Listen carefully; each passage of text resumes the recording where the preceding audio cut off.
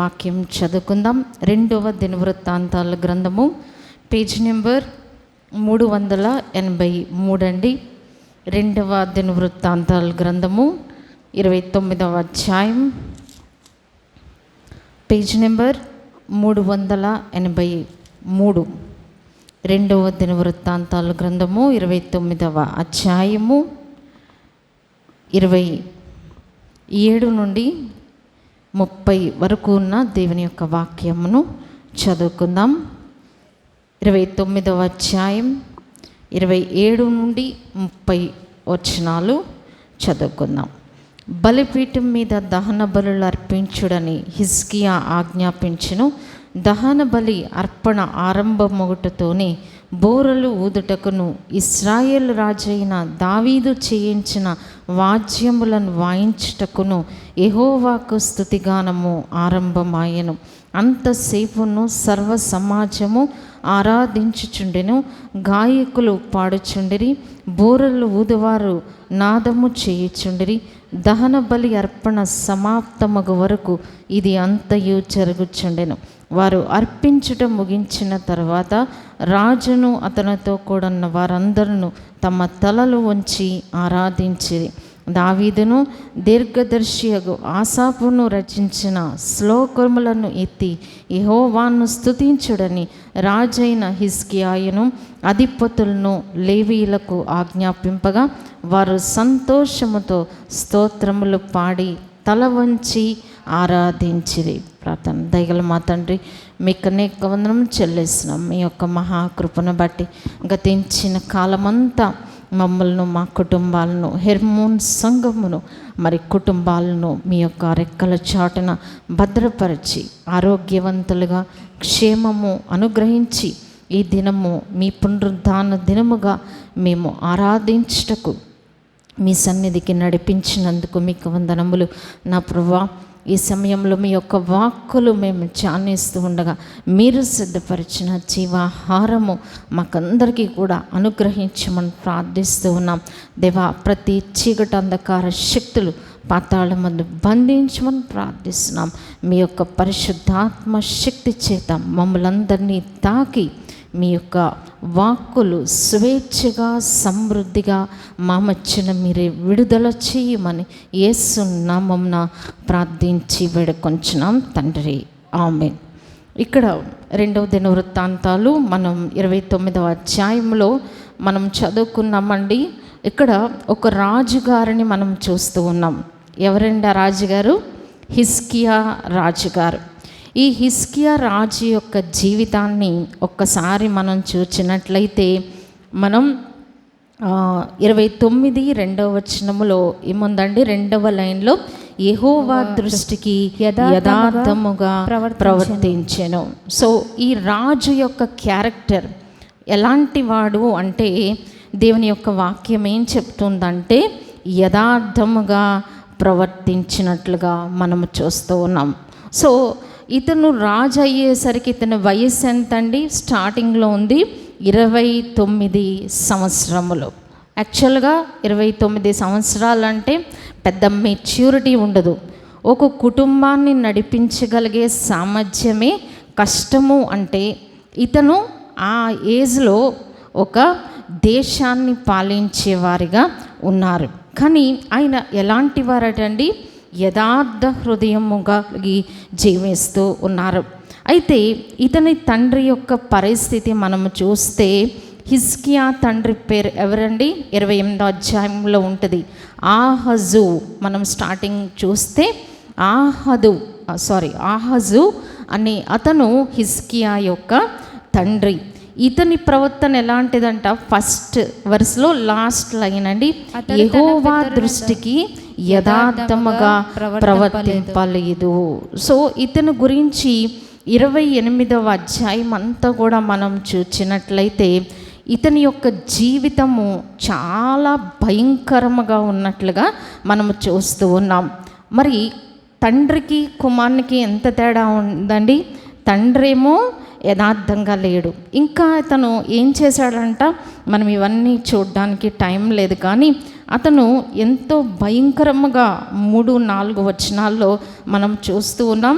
ఇంకా అతను చేసిన చెడ్డ పని ఏంటంటే 29వ అధ్యాయంలో అతను ఏం చేశాడంటండి, మందిరమును పాడు చేయించినట్లుగా మనం చూస్తూ ఉన్నాం. మందిరమును మరి అక్కడ దహన బలులు కానీ, ఇక్కడ 29వ అధ్యాయంలో మనం చూస్తే 29 మనం 6వ వచనం అండి. మన పితరుల ద్రోహులై మన దేవుడైన యెహోవా దృష్టికి చెడు నడతలు నడిచి ఆయనను విసర్జించి ఆయన నివాసమునకు పెడముఖం పెట్టుకొని దాన్ని అలక్ష్యము చేసిరి. 7వ వచనం కూడా. మరియు వారు మంటపం యొక్క ద్వారములను మూసివేసి దీపములను ఆర్పివేసి పరిశుద్ధ స్థలమందు ఇశ్రాయేలీయులు దేవునికి ధూపం వేయకయు దహన బలులను అర్పింపకయు ఉండిరి. చాలండి. సో తండ్రి పరిస్థితి ఎలా ఉంది అంటే, అతను దేవుని దృష్టిలో యథార్థముగా లేడు. అంతేకాదు అతను దేవునికి విరుద్ధమైన వాటిని ప్రోత్సహించాడు. ఇశ్రాయేలు జనమును కాని మార్గంలో నడిపించాడు.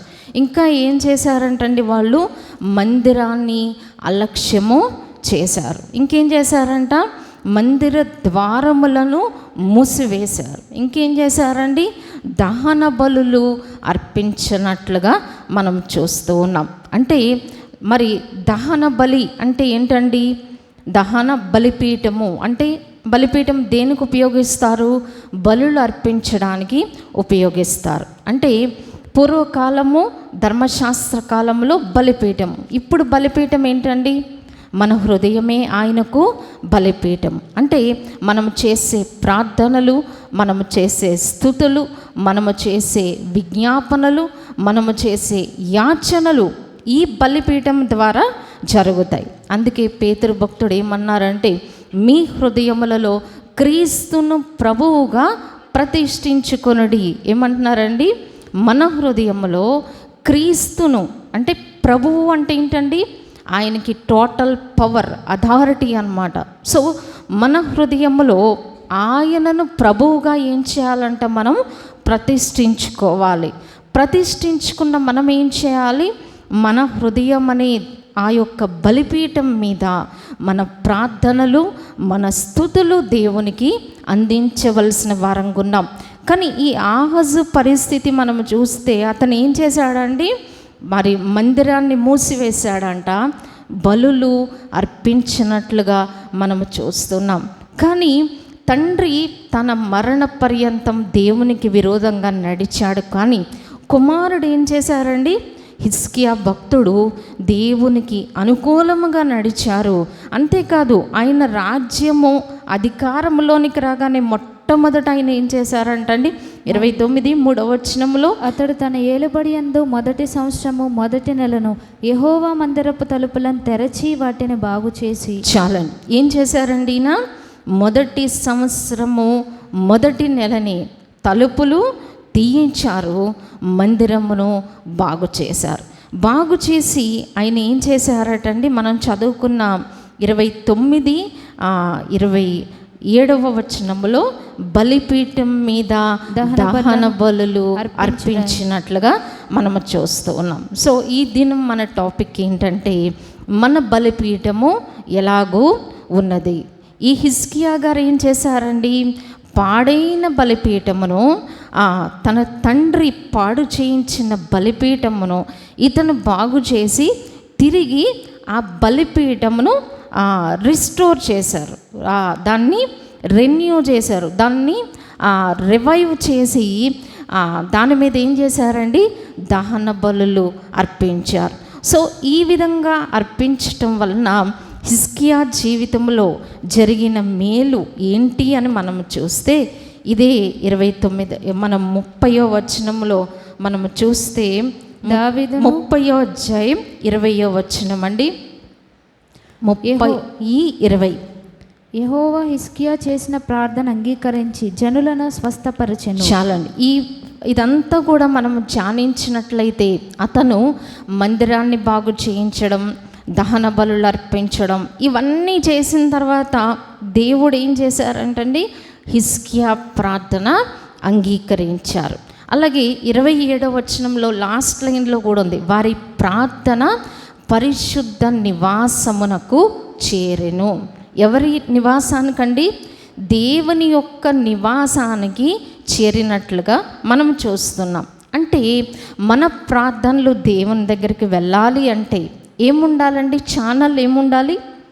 బలిపీఠము అనేది చాలా ప్రాముఖ్యం అన్నమాట. సో ఈ యొక్క 16 సంవత్సరాలు సుమారుగా ఆ హిజ్కియా తండ్రి పరిపాలించాడు. అతని ఆ యొక్క పరిపాలన అంతా కూడా మందిరము మూసివేయబడింది, దహన బలులు ఏమీ లేవు. కానీ హిజ్కియా రాగానే ఏం చేశారండి? 29వ సంవత్సరాన్ని మందిరాన్ని బాగు చేయించారు, దహన బలులు అర్పించారు. ఆ విధంగా చేయటం ద్వారా ఏం జరిగిందట? ఆయన జనులకు స్వస్థత. అంటే మన జీవితాల్లో స్వస్థత రావాలి అంటే ఏముండాలండి? అక్కడ బలిపీఠం అనేది ఉండాలి. రెండవదిగా మన ప్రార్థనలు దేవుడు ఆలకించాలి అంటే, ఆయన నివాస స్థానమునకు చేరాలి అంటే ఏముండాలండి? మనకి బలిపీఠం అనేది ప్రాముఖ్యము. సో మనం ఆరాధించడానికి వచ్చాం. ఇక్కడ మనం చదువుకున్నాం కదా, వాళ్ళందరూ కూడా ఏం చేశారంటండి? ఈ 26, 27 వచనాల్లో మనం చదువుకున్నాం కదా, వాళ్ళందరూ పాటలు పాడుతూ వాయిద్యాలు వాయిస్తూ దేవుణ్ణి ఏం చేస్తూ ఉన్నారండి? ఆరాధిస్తూ ఉన్నారు. అలాగే మన జీవితంలో కూడా పాడైన మన జీవితాన్ని, పాడైన మన బలిపీఠాన్ని ఏం చేసుకోవాలండి? బాగు చేసుకొని ఈ ఉదయకాలంలో దేవుణ్ణి మనము ఆరాధించాలి. సో ఆరాధించుట అనేది ఇక్కడ మనం చూసినప్పుడు వాళ్ళందరూ కూడా తమ తలలు వంచి ఆరాధించారు. సో పాటలు పాడుతూ ఆరాధించారు. సో మనం దేవుణ్ణి ఏ విధంగా ఆరాధిస్తూ ఉన్నాం? ఒకవేళ మన బలిపీఠం పాడై ఉంటే దాన్ని ఉదయకాలంలో దాన్ని ఏం చేయాలండి? తిరిగి దాన్ని మనం బాగు చేసుకొని ప్రభువుగా ప్రతిష్ఠించుకొని మనం ఏం చేయాలి?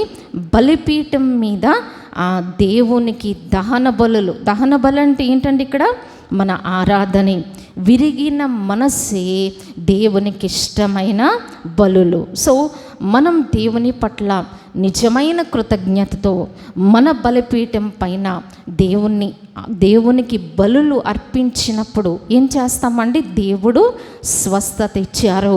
రెండవదిగా వారి ప్రార్థన దేవుని సన్నిధికి చేరినట్లుగా మనం చూస్తూ ఉన్నాం.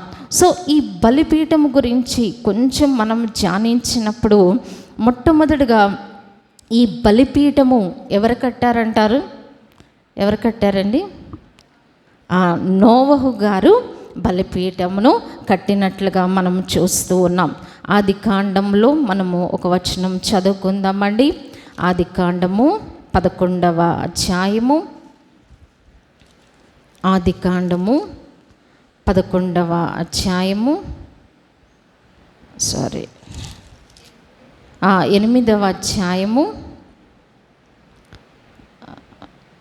20వ వచనం చూద్దామండి. ఆదికాండము 8వ అధ్యాయము 20వ వచనం. అప్పుడు నోవహు యెహోవాకు బలిపీఠము కట్టి పవిత్ర పశువులన్నిటిలోనూ పవిత్ర పక్షులన్నిటిలోనూ కొన్ని తీసుకొని ఆ పీఠం మీద దహన బలి అర్పించెను. చాలను.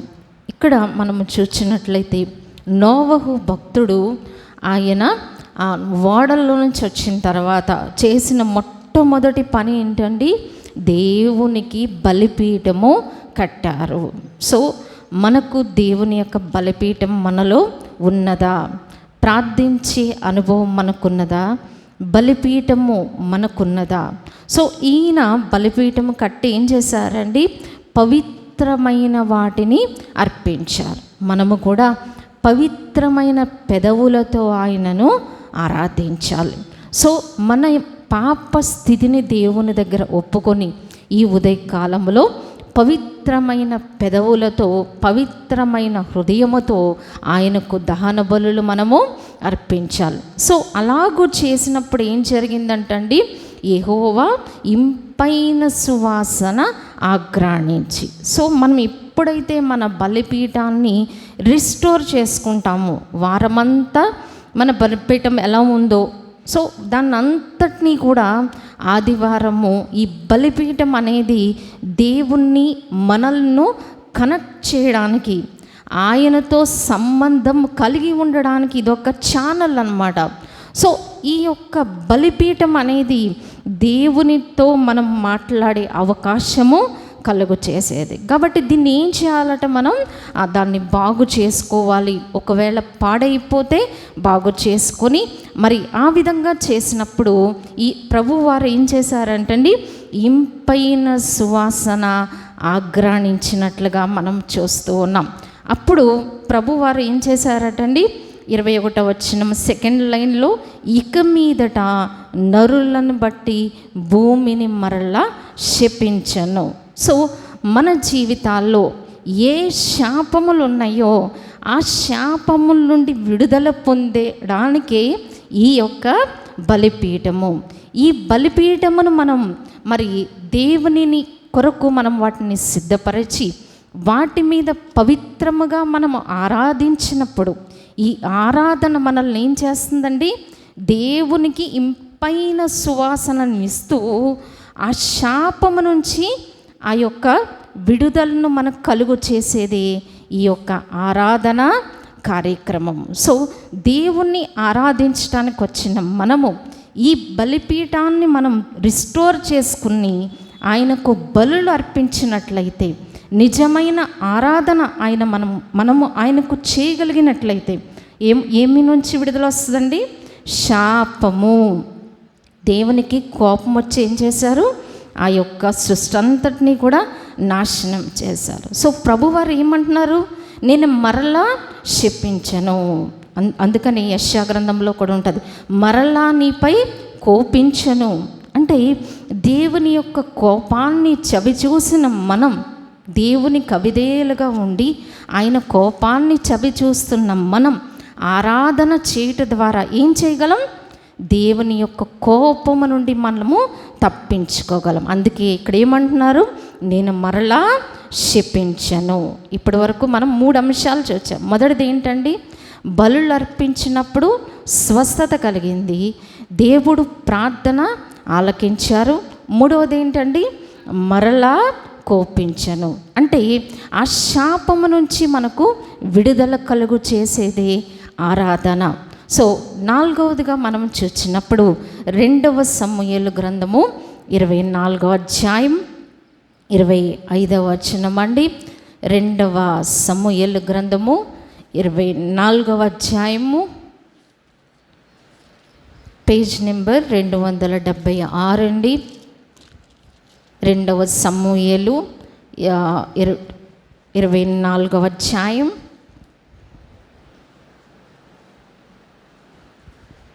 లాస్ట్ వెర్స్ అండి, 25వ వచనం. అక్కడ దావీదు యెహోవా నామమున ఒక బలిపీఠం కట్టించి దహన బలులను సమాధాన బలులను అర్పించెను. యెహోవా దేశం కొరకు చేయబడిన విజ్ఞాపనలను ఆలకింపగా ఆ తెగులు ఆగి ఇశ్రాయేలీయులను విడిచిపోయెను. చాలండి. ఈ వాక్య భాగంలో మనము చూసినట్లయితే ఒకానొకసారి దావీదును బట్టి దేవుని కోపము ఎవరి మీదకి వచ్చిందండి, ఇశ్రాయేలీయుల మీదకి వచ్చింది. ఇశ్రాయేలీయుల మీదకి వచ్చినప్పుడు అక్కడ ఏం పుట్టిందంటండి, తెగులు పుట్టిందంట. ఆ తెగులు ఎంత సివియర్గా ఉందంటే ఒక్క రోజులో ఎంతమంది చచ్చిపోయారంటండి, మనం చూస్తే 70,000 మంది చనిపోయినట్లుగా మనం చూస్తూ ఉన్నాం. మనం 15వ వచనంలో ఉంటుందండి, 70,000 మంది చనిపోయారు. 70,000 మంది. అంతటి తీవ్రమైన తెగులు వచ్చింది. ఎందుకనండి, దావీదు గారి మీదకి దేవుని యొక్క కోపము దిగి వచ్చింది. సో ఎప్పుడైతే ఇంత భయంకరమైన పరిస్థితి కలిగిందో, దావీదు ప్రార్థన చేస్తున్నప్పుడు దేవుడు ఆయనకు ఒక ఆజ్ఞ ఇచ్చారు. ఏం ఆజ్ఞ ఇచ్చారండి, ఆ యొక్క 18వ వచనంలో, అరౌనా యొక్క కళ్ళములో యెహోవా నామమున బలిపీఠమును కట్టించమన్నారు. సో దేవుని యొక్క ఆజ్ఞ ప్రకారము మరి ఈ యొక్క వర్ణాను కళ్ళములో ఆయన యొక్క పొలములో బలిపీఠమును కట్టినప్పుడు, దహన బలులు అర్పించినప్పుడు ఏమైందండి? దేవుని యొక్క కోపము ఆగిపోయింది. మరి దేవుడు విజ్ఞాపనను ఆలకించి ఆ తెగులు ఇశ్రాయేలీల నుంచి విడిచిపోయిందంట. అంటే మన జీవితాల్లో తెగులైనా, కష్టమైనా, నష్టమైనా, ఇబ్బందులైనా, ఇరుకులైనా మన బలిపీఠమును మనం సరిచేసుకుని దేవుణ్ణి ఆరాధించినప్పుడు ఏం జరుగుతుందండి? ఎటువంటిది మనల్ని బాధిస్తుందో దాని నుంచి ప్రభువు విడుదల ఇచ్చేవారై ఉన్నట్లుగా మనం చూస్తూ ఉన్నాం. ఓకే, నెక్స్ట్ మనం ఇంకొక వాక్య భాగం చూద్దాం. మరి మొదటి రాజులు గ్రంథము 18వ అధ్యాయం 20వ వచనం చూద్దామండి. పేజ్ నెంబర్ 299 అండి. మొదటి రాజులు 18వ అధ్యాయం.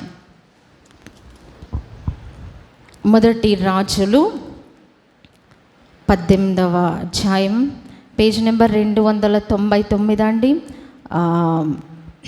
30వ వచనం చదువుకుందాం. అప్పుడు ఏలీయా, నా దగ్గరకు రండని జనులందరితో చెప్పగా జనులందరూ అతని దగ్గరకు వచ్చిరి. అతడు క్రింద పడద్రోయబడి ఉన్న యెహోవా బలిపీఠంను బాగు చేసి యెహోవాకు ప్రత్యక్షమై. చాలండి, ఇక్కడ ఏలియా గారు చేసిన పని ఏంటండి? ఇశ్రాయేలీయులు దేవుని బలిపీఠమును పాడు చేసినట్లుగా మనం చూస్తూ ఉన్నాం. మరి ఆ విధంగా ఉన్నప్పుడు ఏలియా గారు ఏం చేశారండి? ఆయన మనం చూసినట్లయితే కింద పడద్రోయబడి ఉన్న యెహోవా బలిపీఠమును బాగు చేశారు. సో మన బలిపీఠము మరి కింద పడిపోయిందా, కట్టబడి ఉన్నదా? ఒకవేళ కట్టబడి ఉంటే సంతోషమే. కానీ ఒకవేళ మన జీవితంలో బలిపీఠము క్రింద పడిపోయినట్లయితే, అందుకని దేవుణ్ణి మనం సరిగా ఆరాధించలేని స్థితిలో ఉన్నప్పుడు అక్కడ ఏముండదండి? బలిపీఠం పాడైపోతుంది. ప్రార్థన లేనప్పుడు, స్తుతులు లేనప్పుడు, ఆరాధన లేనప్పుడు బలిపీఠం ఏమవుతుందండి? పాడైపోతుంది. కానీ ఏలియా దైవజనుడు చేసిన పని ఏంటండి? బలిపీఠమును బాగు చేయట.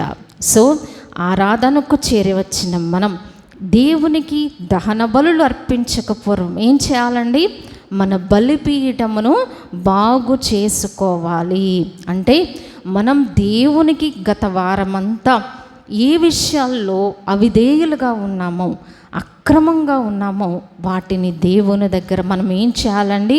సరి చేసుకుని బలిపీఠమును బాగు చేసుకొని హృదయాన్ని శుద్ధీకరించుకొని ఏం చేయాలండి? మనం అక్కడ ఒక దహన బలులు అర్పించవలసిందిగా మరి ఈ యొక్క ఏలియా గారు ఆ విధంగా చేశారు.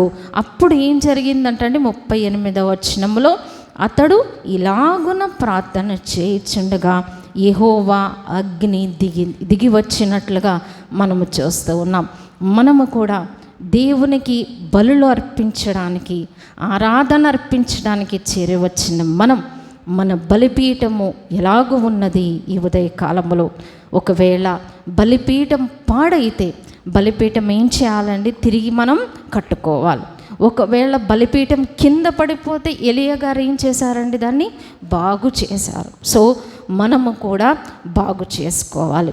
అలాగే దావీదు గారు ఏం చేశారండి?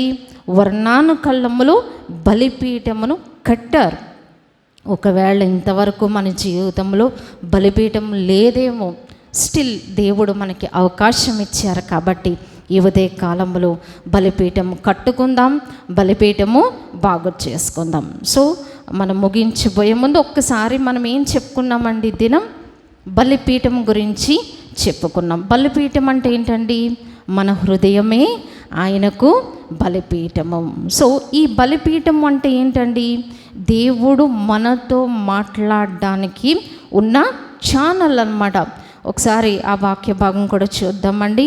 ఈ బలిపీఠం గురించి నిర్గమాకాండంలో 29వ అధ్యాయము, నిర్గమాకాండము 29వ అధ్యాయం అండి, పేజ్ నెంబర్ 68.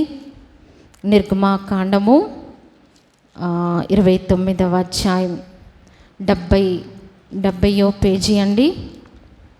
29వ అధ్యాయం 42వ వచనం. ఇది యెహోవా సన్నిధిని సాక్ష్యపు గుడారం యొక్క ద్వారమునొద్ద మీ తరతరములకు నిత్యముగా అర్పించి దహన బలి. నీతో మాట్లాడుటకు నేను అక్కడికి వచ్చి మిమ్మల్ని కలుసుకుందును. చాలండి. బలిపీఠము అంటే ఏంటండి? దేవుడు మనతో మాట్లాడడానికి వచ్చే స్థలము. ఇప్పుడు ఎవరన్నా మనం కలుసుకోవాలంటే ఏం చెప్తామండి? పలానా ప్లేస్కి రండి, నేను అక్కడ కలుసుకుంటాం అని చెప్తాం. అలాగే ప్రభువారు ఎక్కడ కలుసుకుంటారంట? మనలను బలిపీఠం దగ్గర కలుసుకుంటారు. అందుకని ఇక్కడ ఏం రాయించారండి? నీతో మాట్లాడుటకు నేను అక్కడికి వచ్చి మిమ్మును కలుసుకుందును. ప్రభువు మనము మాట్లాడుకునే వేదికే బలిపీఠం. సో ఈ బలిపీఠం ద్వారా మనం ఏం చేస్తాం? దహన బలులు, పాప పరిహార బలులు అన్నిటినీ కూడా మనము అర్పించాలి. ఈ ఉదయకాలంలో మనం ఎందుకు చేరి వచ్చామండి? ఆరాధించడానికి వచ్చినాము. సో మన బలిపీఠము ఎలాగూ ఉన్నది? 3 వ్యక్తులను మనం చూచాం. మొట్టమొదటిగా నోవహు తను ఏం చేశారండి? ఓడలో నుండి వచ్చాక పవిత్రమైన వాటిని దేవునికి బలి అర్పించడం ద్వారా ప్రభువు ఇచ్చిన వాగ్దానము, నిబంధన ఏంటండి? మరలా శపించను. ఆరాధించడం ద్వారా మన జీవితంలో ఉన్న శాపములు తొలగించుకొని మరలా శపించబడకుండా ఉండే కృపలు దేవుడు మనకి దయచేస్తారు. రెండవదిగా దావీదు భక్తుని చూచాము. తెగులు వచ్చినప్పుడు ఏం చేశారండి? ఆయన బలిపీఠము కట్టించడం ద్వారా దేశము గురించి చేసిన విజ్ఞాపన దేవుడు ఆలకించారు. మూడవదిగా ఏలియా భక్తుని చూచాము. మరి కింద పడి ఉన్న బలిపీఠమును ఆయన ఏం చేశారండి? బాగు చేశారు. ఒకవేళ మన జీవితాలను మరి దేవునికి విరోధంగా ఈ బలిపీఠం పాడైపోతే ఈ ఉదయకాలంలో దాన్ని మనం బాగు చేసుకొని మనము దేవుణ్ణి ఆరాధించాలి. నాలుగవదిగా హిజ్కియా ఏం చేశారండి?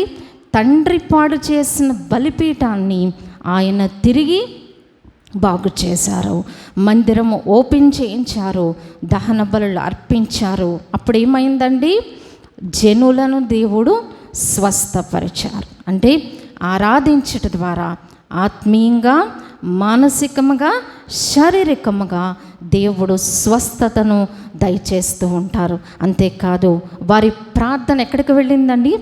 పరిశుద్ధ నివాసమునకు చేరింది. అంటే దేవుని దగ్గరకు మన ప్రార్థన వెళ్ళాలి అంటే ఏం బాగుండాలండి? మన జీవితంలో బలిపీఠము బాగుండాలి. సో అందుకే పేతురు గారు అన్నారు, మీ హృదయములలో క్రీస్తును ప్రభువుగా ప్రతిష్ఠించుకొనడి. సో మన జీవితంలో ఏ బలిపీఠం ఉన్నదో మరి ఆ దేవునికి విరోధమైన బలిపీఠాలు మనం మరి వాటిల్ని తొలగించుకొని దేవునికి అనుకూలమైన బలిపీఠమును మనము కలిగి ఉండి దేవుణ్ణి మనం ఆత్మతో సత్యముతో ఆరాధించుదాం. ప్రభు అట్టి కృపలు మనకు దయచేయనుగాక. ఆమేన్. పరిశుద్ధుడా, విన్న మాటలు మాలో ఫలింపచే, దుష్టుడు ఎత్తుకొని పోకుండా భద్రపరచుము. నిజమైన ఆరాధన తండ్రి, దహన బలులు మేము అర్పించడానికి సహాయపడండి. విరిగిన మనస్సే మీకు ఇష్టమైన బలి ప్రభా. మా జీవితంలో బలిపీఠం లేకుండా ఎవరమైతే ఉన్నామో ఈ ఉదయ కాలంలో మేము బలిపీఠములు కట్టుకోవడానికి సహాయపడండి. అలాగే పవిత్రమైన వాటిని పవిత్రమైన పెదవులతో, పవిత్ర హృదయముతో మిమ్మల్ని ఆరాధించుటకు సహాయపడండి. అలాగే మా జీవితంలో క్రింద పడి ఉన్న బలిపీఠములు కలిగి ఎవరమైతే ఉన్నామో వాటిని అందరము కూడా రిస్టోర్ చేసుకోవడానికి సహాయపడండి. యెషయా, హిజ్కియా వలె మరి ముయించబడిన ఆ యొక్క బలిపీఠము తిరిగి మేము తండ్రి ఓపెన్ చేసి ప్రభా వాటి మీద దహన బలులు అర్పించడం ద్వారా తండ్రి ఆత్మీయ, మానసిక, శారీరక స్వస్థత ఇక్కడ చేరి వచ్చిన ప్రతి బిడ్డకు మాకు సమృద్ధిగా దయచేయమని, ఆరాధన అంతట్లో మీ సహాయం సంపూర్ణముగా దయచేయమని యేసు నామమున ప్రార్థించి వేడుకొంచున్నాం తండ్రి. ఆమేన్.